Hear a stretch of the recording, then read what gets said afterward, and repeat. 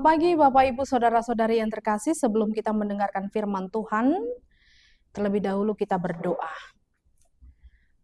Kasih karunia Tuhan kita Yesus Kristus dan kasih setia Allah Bapa dan persekutuan Roh Kudus menyertai hati dan pikiranmu sekalian.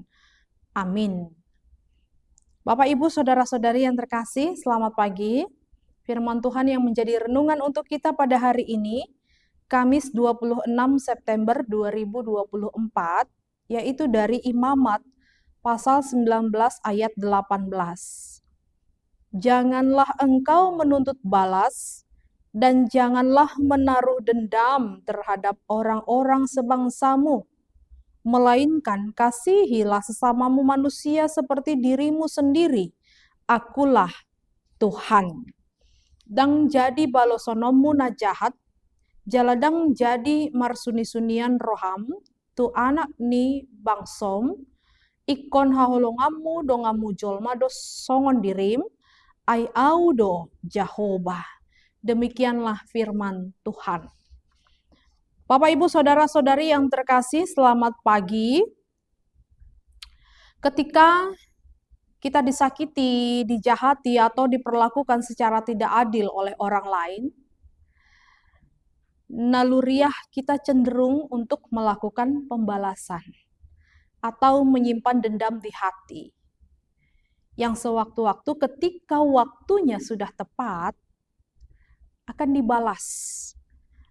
Sebagai orang percaya, layakkah kita memelihara dendam? Menjadi seorang pendendam adalah pelanggaran terhadap firman Tuhan. Dendam berarti menyimpan akar pahit, sakit hati, juga kebencian terhadap orang lain. Menjadi orang pendendam pasti memiliki hati yang tidak bersih. Biasanya pikirannya akan dipenuhi dengan rencana-rencana jahat untuk melakukan pembalasan. Semakin kita menjadi seorang pendendam, semakin kita dibawa kepada tindakan jahat lainnya. Alkitab menegaskan bahwa jika kita tidak mau mengampuni orang lain, maka Bapa di sorga juga tidak akan mengampuni kesalahan kita. Artinya, dendam hanya akan menghalangi hubungan kita dengan Tuhan. Daud pernah berkata, seandainya ada niat jahat dalam hatiku, tentulah Tuhan tidak mau mendengar. Mazmur 66 ayat 18. Dendam tidak pernah membawa kepada kebaikan. Sebaliknya hanya akan membuat hidup kita menderita.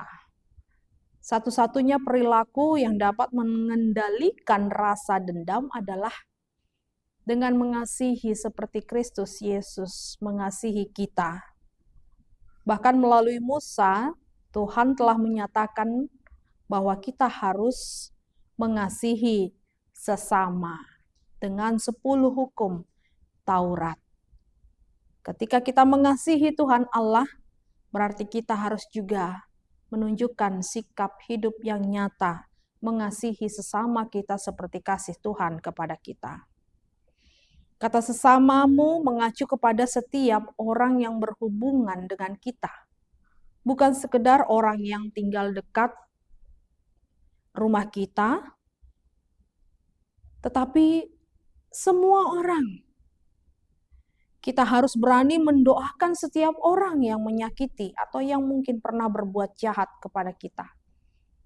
Sehingga sikap tenang saat menghadapi situasi apapun, bahkan ketika merasa terancam sekalipun, adalah sesuatu yang sangat penting. Karena dengan sikap yang tenang, kita akan mendapatkan tujuan yang pasti. Kita akan mendapatkan suatu hikmat dari setiap peristiwa yang boleh terjadi. Maka jadilah dewasa dalam menimbang setiap hal yang kita lihat, setiap hal yang kita dengar, sekalipun itu mungkin terdengar sepertinya